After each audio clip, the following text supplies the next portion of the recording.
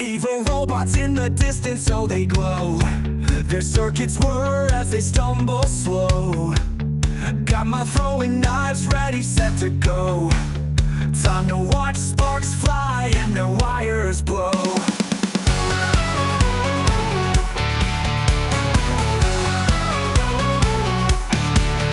With a flick of the wrist I let them fly. Robots dropping left and right, oh my, oh my. Metallic monsters falling from the sky. I'm the hero here, no need to be shy. Throwing knives slicing through the air. Robots short-circuiting everywhere. One after another, I give them a scare. Victory's ours, it's beyond compare. Good afternoon, hexadecimal hunters. That was Robotic Demise by Pseudo AI.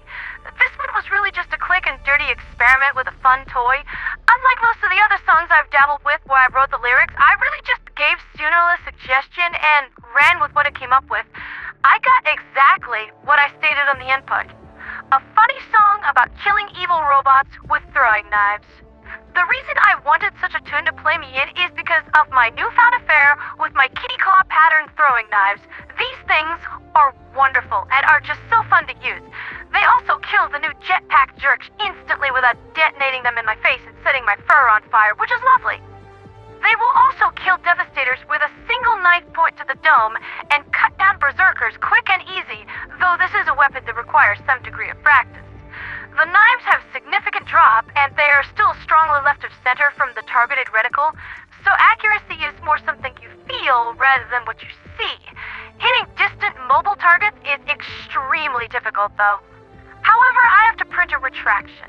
These knives are not replenished from normal ammo packs and act on the same rules as grenades. A grenade pack will completely replenish their uses back to 20, as will orbital supply packs, so you still get plenty to use. I have observed that they kill targets silently, so they're good at taking out static guards and objectives if you want to be all sneaky-like. There's also just the fact of an automaton thinking that he's got the drop on you, and with a flick of the wrist, he's down for the count with a knife jammed into his skull. Sweet, fluffing liberty that is satisfying, and if your squad walks up and sees you just nonchalantly kill a Devastator in one toss, they're going to have a newfound respect for you, even if you did just get astonishingly lucky. But enough about my love for knives, lest this turn into a prolonged Geneva suggestion segment, which might happen anyway at some point. Let's get into Galactic Sphere news. Last night, the Automaton Collective made a massive push into Matar Bay, and despite the Liberation Fleet's best efforts and the Freedom Alliance's intervention, Super Earth was unable to hold against the onslaught, and the planet fell into our enemy's evil actuators earlier today. The force was unlike anything that we have seen thus far, and far in excess of what was required to take the planet. Now we have a pretty good idea of what the Collective is capable of. In a straight fight, they might be able to take us. But we come at the bots sideways, and we will happily pluck at their stitches until they come apart like the Oogie Boogie Man. Betcha the bots are just as full of bugs, too.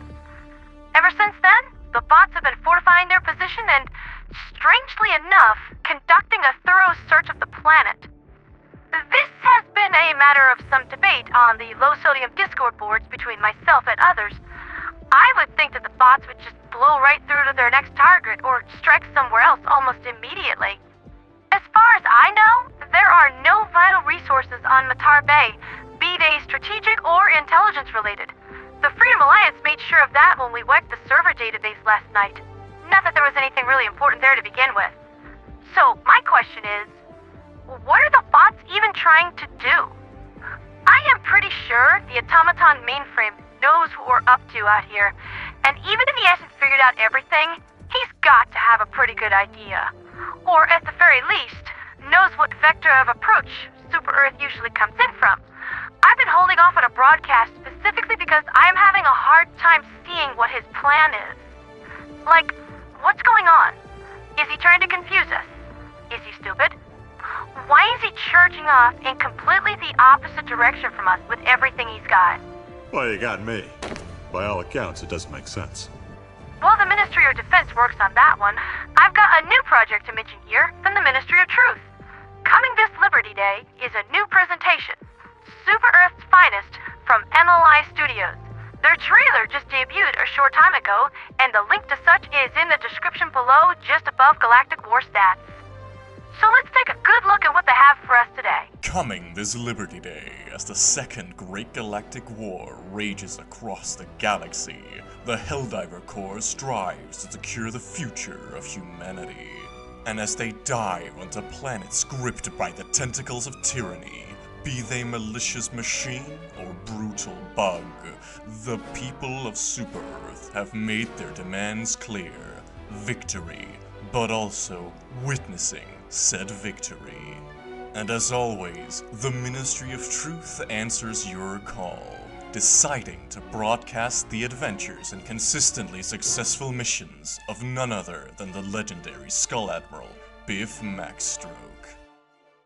I've been out here fighting the threats to democracy since day one of the Second Great Galactic War. Are we sure this guy's legit? Allow me to introduce Constitution Squad. Cash. Do you ever wonder why we're here? Are you doing a bid in here or something? Gage. Oh my god, this dude sucks. Are you talking to me this whole time? Gene. Cash.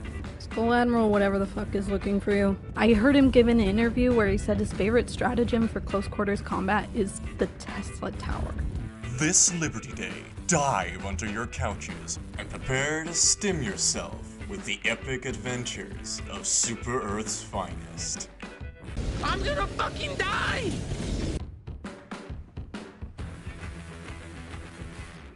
Tesla Tower is my favorite CQC stratagem too, though my teammates who didn't take arc-resistant armor deserved their fate. Their patriotism wasn't strong enough to save them. As a huge fan of Red vs. Blue and Machinima, I have already smashed that like button like the face of an automaton commissar intent on disrespecting my personal space, subscribed, and the bell of liberty has been rung. I encourage all of my dear viewers to go to their channel and do the same. Especially since I am in talks with them to provide my own floors and services to their project. I have had a chance to get an advanced feeling of the work, and did you ever get the impression that you saw something that was going to become so big that it was going to turn the industry completely on its head? Yeah, it's like that. This is probably what Bernie Burns felt like when he rigged his office computer to make a cash register sound, which someone donated to his Machinima project back in the day, and it made so much noise that his co-workers were complaining to management about it. So, yeah, I am behind this project 100%. It's like I was saying to them just the other day. I was sent to them by my friends in Low Sodium to recruit them and bring them on board, but they were the ones who ended up recruiting me. I guess that's just how things go in the Low Sodium lifestyle. We all help each other out. I am so excited at the potential to be part of this. Ah, fluff. I totally forgot to cover my notes on the other half of the galactic news. The bug divers refuse to let Estanu go and are waging outright war in resolute defiance with everything they've got left. But progress has been slow and somewhat agonizing. Victory ETA is projected in 3 weeks, so the crusade for the frozen jewel of the East is not going to be over quickly. Trandor and Phact Bay are starting to lose ground, giving the bugs access to new fertile hive locations and breeding grounds. As disgusting as that sounds, sadly there just isn't anything that can be done about it right now. It really does feel like problems are just cropping up everywhere that we can't solve immediately, even with our weaponry being in the best state that it's ever been in. Now, before I close the show out, one final note. It is 1 week until Liberty Day, and my intended project for the event was to release a massive broadcast playing and commenting on Rogan Ravenheart's entire discography. But I've ended up covering so much of his work that I have nearly done that already. So the entire next week is going to be devoted to the Sean Smith of Legends remaining tracks that I haven't covered yet. On Liberty Day itself, I'll be covering what delightfully patriotic events others are doing, and from our internal talks, it's gonna be a lot. Arrowhead R&D, Low Sodium, the Freedom Alliance, Galactic Frontline News, and Schreier of Valor all have events planned for the day, not to mention some promised goodies from High Command. And you know what that means, right? Countdown to freedom.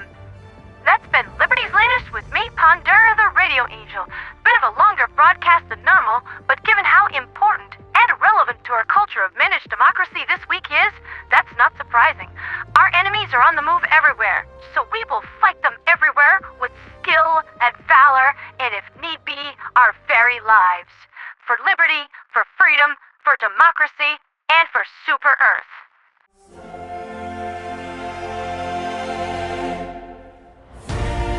Wait, turn that thing back on. We just received an emergency communication from the Ghost of Tibet. I think we might be in deeper trouble here than I thought. Transmission received. All divers, this is Ghost of Tibet, Admiral of the Night Razors. The situation is grim. We have detected an imminent attack on the DSS, and we need to intercept crucial assets to guarantee the station's safety. We can only do this with overwhelming force. It is time that we send out the call to all Freedom Alliance fleets. Shipmaster, switch to I command channels. To everyone listening, we need you now. It is time for you to answer our call to fight for the Alliance once more. May liberty guide us all.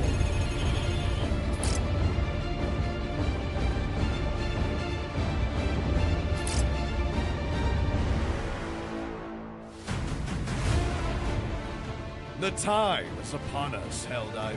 Fulfill your oath for Super Earth.